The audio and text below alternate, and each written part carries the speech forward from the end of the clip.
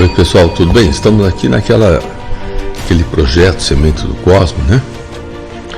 Hoje nós vamos falar sobre Allan Kardec na França, né? Isso, vamos falar. Deve-se a Descartes, de 1596, morreu em 1650, né? Por seu racionalismo, né? Boa parte das raízes da Revolução Francesa e, de algum modo, algumas divisas para a compreensão da obra de Allan Kardec, em seu processo indutivo de conhecimento, afirmava ser uma coisa que pensa espiritual, um ser imaterial, que nada tem de corporal, sendo, em suma, uma substância espiritual.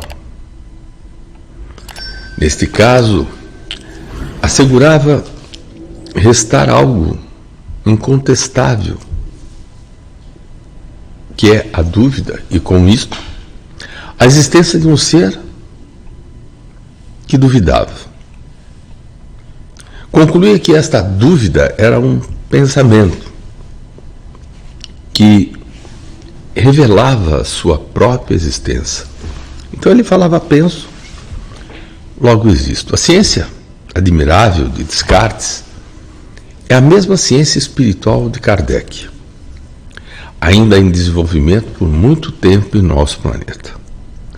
A Revolução Francesa, que abrange um período de 10 anos, de 1789 a 1799, destruiu violentamente o antigo regime da França e forçou as partes de toda a Europa às reformas políticas, sociais e econômicas do século XVIII. À época, a população francesa era de 26 milhões de habitantes, e essa revolução foi feita pela burguesia. Durante a Revolução, fizeram-se aproximadamente 20 mil execuções na guilhotina. Olha, minha gente, destacando-se entre elas o rei Luís XVI e a rainha Maria Antonieta. Do sábio Lavoisier e Danton e outros. Entre dois últimos, o Robespierre e o Danton, esses dois últimos foram chefes da Revolução. Após a queda da Bastilha, em 14 de junho de 1789, a França estava submetida a muitas crises, até que Napoleão assumiu o poder e inaugurou uma nova era em 9 de novembro de 1799.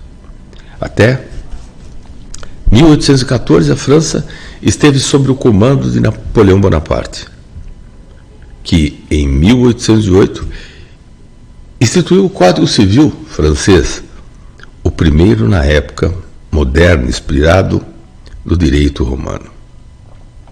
O Código consagrou os princípios democráticos e serviu de inspiração para a maioria dos países da Europa, da América, tendo exercido profunda influência no mundo inteiro.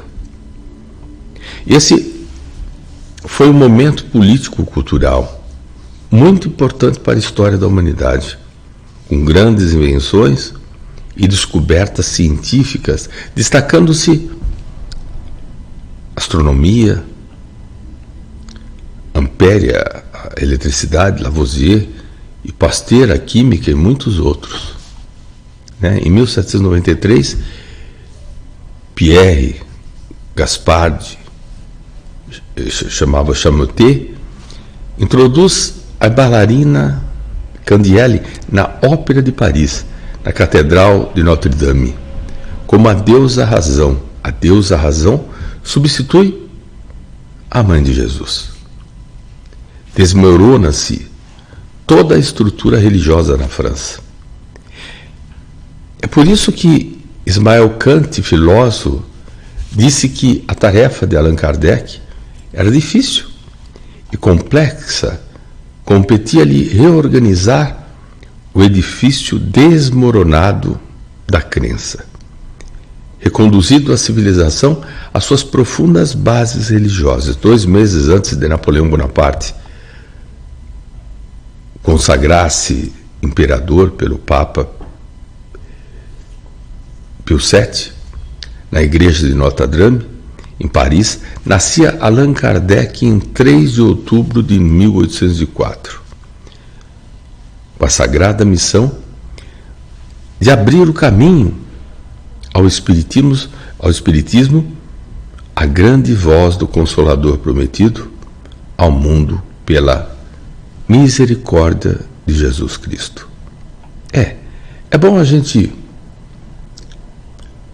entender um pouco da história para a gente perceber como começou então. Foi todo um plano arquitetado pela espiritualidade para nós chegarmos, porque a doutrina espírita veio nos libertar da morte, não é isso? E o grande Francisco Cândido Xavier também